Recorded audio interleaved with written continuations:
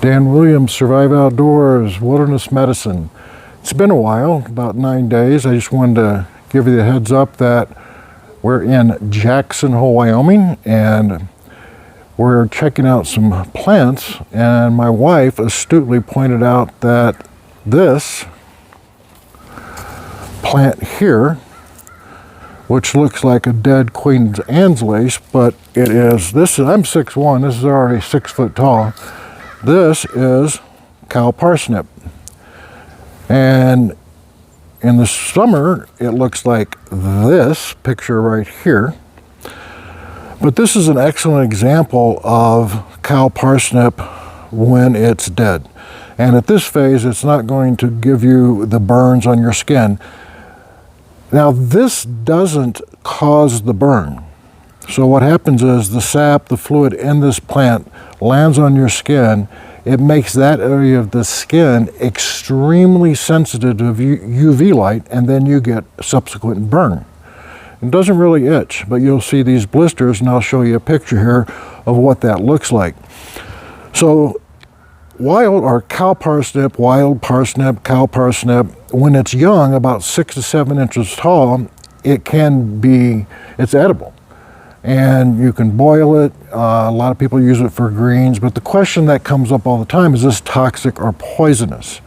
So there is a difference. The study of toxicology is the study of toxins and poisons. This is a good example of something that is toxic. A toxin is something of a living organism that can cause harm. A bee venom is a toxin. Poisonous, basically in small amounts.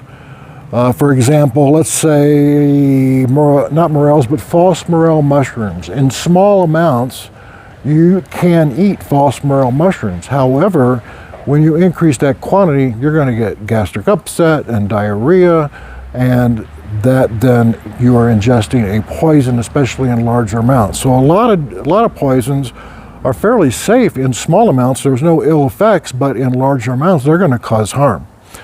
So what's the difference between this and wild hogweed? Both have hollow stems. Hogweed has a white flower, cow parsnip a yellow flower, and in the summer, hogweed has a purplish, you'll see purplish lines running through the stem on the outside, green and purple. And hogweed, for the most part, is taller even than cow parsnip. Queen Anne's lace is a little shorter. Clearly, it's not the 6 foot, these are like 6 foot plus tall. So the other thing that I wanted to mention is the actual chemical for all my biochemical enthusiasts out there is called furanocoumarin, is the actual name to the toxin of this plant. And that's what causes the stem, the sensitivity to the skin. The other thing is furanocoumarin, that substance is in celery, wild mustard, wild parsley. All of those can cause skin sensitivity, but for the most part, you'd have to have quite a bit of it to occur, even celery. All right, guys, so that's the update out of Jackson Hole, Wyoming on dead cow parsnip. Is it toxic or poisonous?